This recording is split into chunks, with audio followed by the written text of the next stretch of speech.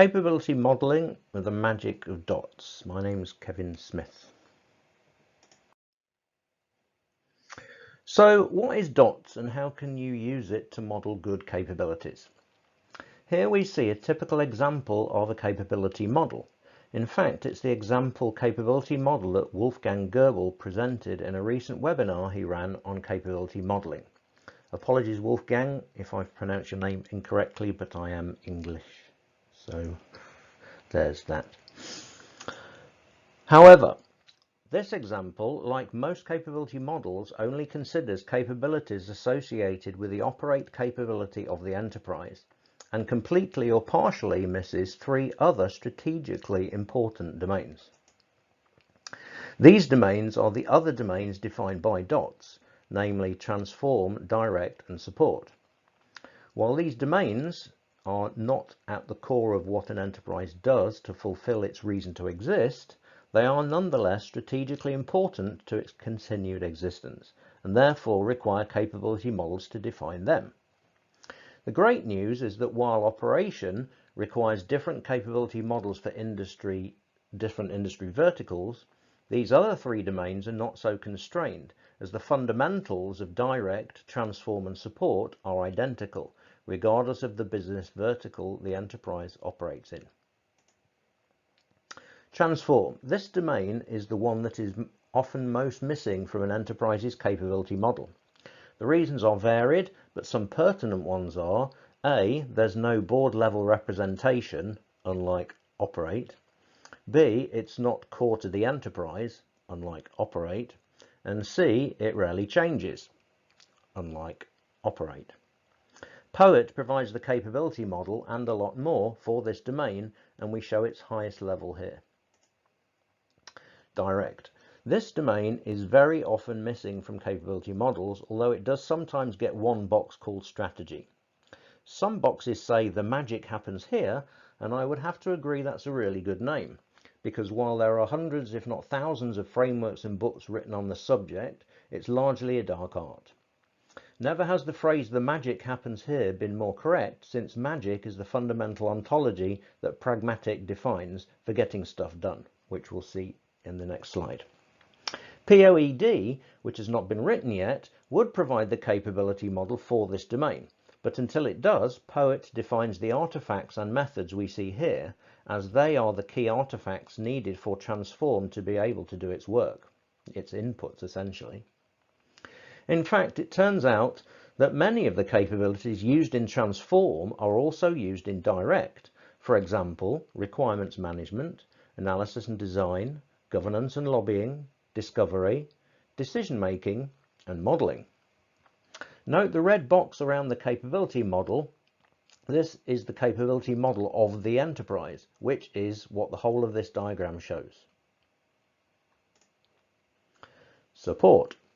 POES, which also hasn't been written yet, would provide the capability model for this domain, but it's just a placeholder at this stage. The main reason for this is that there is already a very good and well-known capability model for the support domain called ITIL. ITIL is good, but it's more IT support focused, whereas Pragmatic advocates using your support capability for other types of support too, such as business support, HR support, and finance support. Of course, ITIL has grown into the transformation domain with its strategy, design, and transition capabilities, which is shown there shaded out. So that's nice and confusing for us. Anyways, the key point here is use dots as your highest level capability model and make sure you model the capabilities required for direct, transform, and support in addition to operate. For the transform domain, we recommend using POET, and for the EA domain of that transform domain, we recommend PEAF.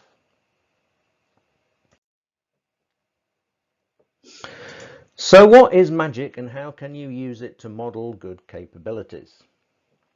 Magic is a high-level ontology, like people, process, and technology, or POLDAT, process, organization, location, data, applications, technology, but without all the problems they create. Methods, information about what is being done and how it is being done, e.g. functions, processes, practices, activities, phases, and disciplines. Artifacts, information about the things that are being consumed and produced by the methods. For example, products, services, materials, information. Guidance, information about things that guide the execution of the methods, e.g. principles, policies and standards. Items, information about the things that are used to execute the methods and work with the artifacts.